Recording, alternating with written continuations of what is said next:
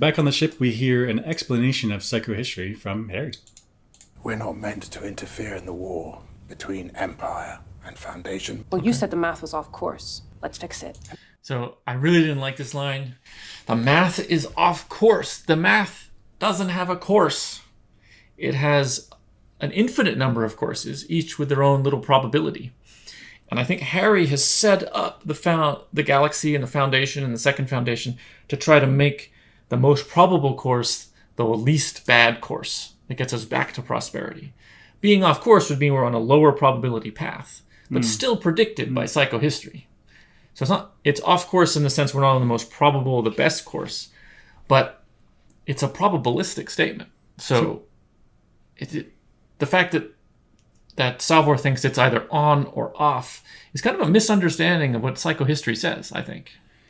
Right. So I'm getting inconsistent messages about what psychohistory is. And I think that is showing up in Salvor's understanding of psychohistory.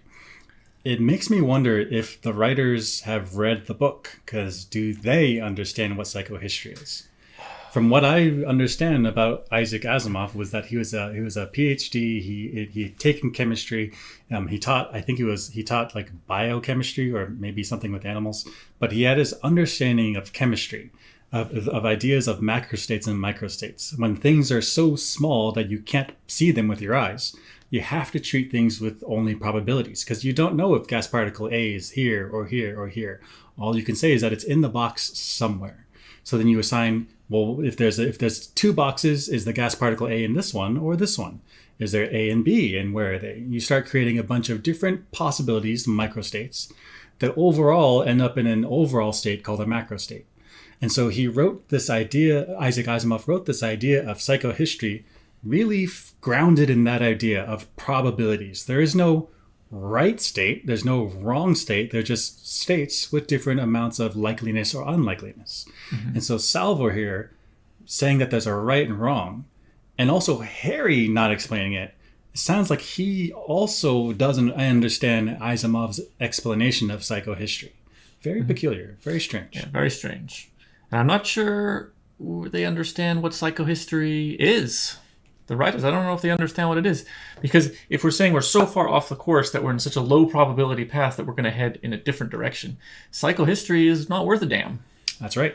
So it would be a statement that Harry Seldon's makes his psychohistory. He says, this is the high probability future that I think is best for everyone, but we're already way off course, which means his model of how people live in the universe, in the galaxy, is just completely wrong already. Right. So why even use it to make future predictions? It's already off course. We already got special people left and right. Salvor is a lucky person. Gale's special, feeling the future. Foundation's already off course. Like at what point do you transition and be like, okay, psychohistory, the predictions are falling apart. Let's not use it anymore. Let it go. Let it go. The future is now, unknown again. That's right. Well. Let's continue. I mean, they do need to win, don't they? First Foundation needs to be kept in the dark. Introduce too much information into the system and you disturb it, which is why the system required a second foundation. Knowledge of the future applied judiciously and with intent to quietly adjust the Empire's course. Now she gets it, finally. You're talking like Terminus is the enemy. It isn't, not yet. But power corrupts. Foundation left unchecked becomes Empire all over again. This is weird to me. Okay, I get it. So you make a foundation that is supposed to guide humanity into the future. Sure, Foundation 1. But then you say, well, there could be problems with Foundation 1. Say there's some corruption there. They actually might become bad, like the Empire. So we make a second organization, Foundation 2, that checks on them, knows what they should do, tells them what to do so that the future is actually guided. But the problem of Foundation 1 being corrupt still exists in number 2. You just moved it over to the next object, to the next organization. In fact, you made them secret, so nobody would even know if they're doing anything wrong. It seems very strange that Harry Seldon would stop at 2.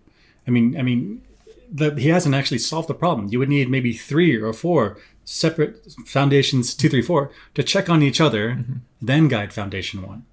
So A, does Harry Seldon understand what psychohistory is? B, do the writers understand it? And then C, why did he stop at 2? Why stop at 2 foundations? And it's even worse than that, because if you stopped at 2 foundations and the justification being psychohistory, let's stop at 2. Psychohistory has been a poor predictive framework. That's right. So now we're justifying 2 with a terrible predictive framework. Why not? We unknown how many. Scientifically speaking, it's time to abandon the model. Time to abandon the model. Yeah, Psychohistory ain't working. ain't working. So you see, the problem with one foundation is that it could become corrupt. Let's just transfer that to 2, justified because psychohistory, but psychohistory isn't making good predictions. That's right. There's no reason that would make the second foundation behave virtuously, truly, in how psychohistory is supposed to be. Because Foundation 1 was supposed to do that. That's right. Why would Foundation 2 be any better? So I don't know what Harry's doing. I don't know what's going on here. I mean, we'll see where it goes. We'll see where it goes, yeah. I like the show, but what? What? Yeah, exactly.